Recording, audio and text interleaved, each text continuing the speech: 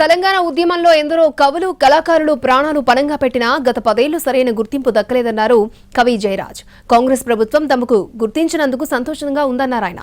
10 ఏళ్లు రాష్ట్ర గీతం తెలంగాణ తల్లి విగ్రహం లేకుండానే గడిచిపోయాయన్నారు. కిరీటాలు వజ్ర వైఢూర్యాలతో ఉన్న విగ్రహాన్ని కేసీఆర్ తన ఫామ్ హౌస్ లో పెట్టుకున్నారని ఆరోపించారు. రేవంత్ రెడ్డి సర్కార్ ఏర్పాటు చేసిన తెలంగాణ తల్లి విగ్రహం సగటు తల్లిలా ఓ చాకలి ఐలమ్మలా ఉందంటున్న కవి జయరాజ్ తో మా ప్రతినిధి సుధీర్ ఫేస్ టు ఫేస్. ఉద్యమంలో పార్టిసిపేట్ చేయడమే కాకుండా ఎన్నో తన రచనలతోటి ప్రజల్ని చైతన్యవంతులను చేసిన కవి గాయకుడు శ్రీ జయరాజ్ గారు మనతో ఉన్నారు. వారిని అడిగి తెలుసుకునే ప్రయత్నం చేద్దాం. సార్ చెప్పండి, తెలంగాణ ప్రభుత్వం ఒక నిర్ణయం తీసుకుంది. దాదాపు ₹1 కోటి ఆర్థిక సహాయంతో పాటుగా 300 గజాల ఇంటి స్థలాన్ని ఇవ్వాలని చెప్పేసి నిర్ణయం తీసుకుంది. ఇది ఈ 10 ఏళ్లలో దక్కని గౌరవం ఇప్పుడు దక్కిందని మీరు భావిస్తున్నారా? నిజంగా చాలా ఆనందంగా ఉంది, చాలా సంతోషంగా ఉంది. తెలంగాణ ఉద్యమంలో గద్దరన్న, నేను, గూడంజన్న హోరాహోరీ మనుగూరు నుంచి ఆదిలాబాద్ వరకు పెద్ద ఎత్తున ఉద్యమించాం. భూపాలపల్లి వచ్చిన తర్వాత కర్ఫ్యూ పెట్టి తెల్లగీత గీసి పోలీసులందరూ వందలాది మంది పోలీసులు ఉంటే నేను గద్దరన్న ప్రాణాలకు లెక్క చేయకుండా కర్ఫ్యూని ఛేదించుకొని మేము తుపాకుల్ని ఛేదించి నడిచాం. రక్తం తర్పణ చేసి తెలంగాణ రాష్ట్రం తీసుకొచ్చాం. తెలంగాణ రాష్ట్రం తీసుకొచ్చిన తర్వాత ఆ 10 సంవత్సరాల్లో మాకు దక్కాల్సిన గౌరవం ఏదైతుందో ఒక రకంగా చెప్పాలంటే దక్కలేదు. కానీ 10 సంవత్సరాల తర్వాత వచ్చిన ఈ గవర్నమెంట్, రేవంత్ రెడ్డి గవర్నమెంట్ మమ్మల్ని గుర్తించి అన్నిటికంటే ఈ డబ్బులు, ల్యాండ్స్ ఇవి కావు, మమ్మల్ని ఒక ఉద్యమకారులుగా గుర్తించటం ఏదైతుందో అది వెలగట్టలేంది. అలాంటి గుర్తింపు వచ్చినందుకు నేను ఈ ప్రభుత్వానికి కృతజ్ఞతలు తెలియజేస్తున్నాను. 10 సంవత్సరాలలో తెలంగాణ గీతం లేకుండానే 10 సంవత్సరాలు, అరే తెలంగాణ కోసం కొట్లాడిన మనకు తెలంగాణ గీతమే లేకుండా 10 సంవత్సరాలు గడిచిపోయింది కదా. ఒక అందశ్రీ ఆ రోజు ఉద్యమంలోనే రాశాడు కదా, మరి అలాంటి గీతాన్ని ఎందుకు పెట్టలేదు? పెట్టాలి కదా, లేదు.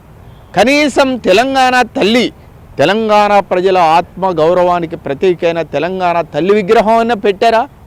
పెట్టలేదు. తెలంగాణ రాష్ట్రం వచ్చిన తర్వాత మీ పాటలు ఏవి కూడా బాహ్య ప్రపంచంలో పెద్దగా ప్రాచుర్యంలోకి రాలేదు. ఎందుకోసం రాలేదంటారు? ఆ సందర్భంలో ఏమైనా మీరు పాటలు రాశారా? ఒకవేళ పాట రాస్తే ఆ పాట ఏమన్నా? అలా కాదు, నేను తెలంగాణ ఉద్యమంలో అనేక పాటలు రాశాను. భయంకరమైన కరువు ఉన్నప్పుడు వానమ్మ వానమ్మ వానమ్మ ఒక్కసారన్న వచ్చిపోవే వానమ్మ, చేలల్లో నీళ్లు లేవు, చిలకల్లో నీళ్లు లేవు, వాగుల్లో నీళ్లు లేవు, వంకల్లో నీళ్లు లేవు, నిన్నే నమ్మిన రైతు కళ్ళల్లో నీళ్లు లేవు. అలాంటి ఇంకేమి మిగిలిందిరా తెలంగాణ జిల్లేడు మొలిసిందిరా, ఇంకేమి మిగిలిందిరా తెలంగాణ పల్లేరు కాసిందిరా, బతుకమ్మను బతకలేనమ్మను తెలంగాణమ్మను బువ్వలేనమ్మను, బతికి చెడ్డా బాధ నాకున్నది, రాష్ట్రం వస్తే చూడాలన్న ఆశున్నది, కళ్ళల్లో గోదావరి పారుతున్నా, మా కాళ్ళల్లో కృష్ణమ్మ కదులుతున్నా, గుండెల్ల దాహాలు తీరవాయే, మా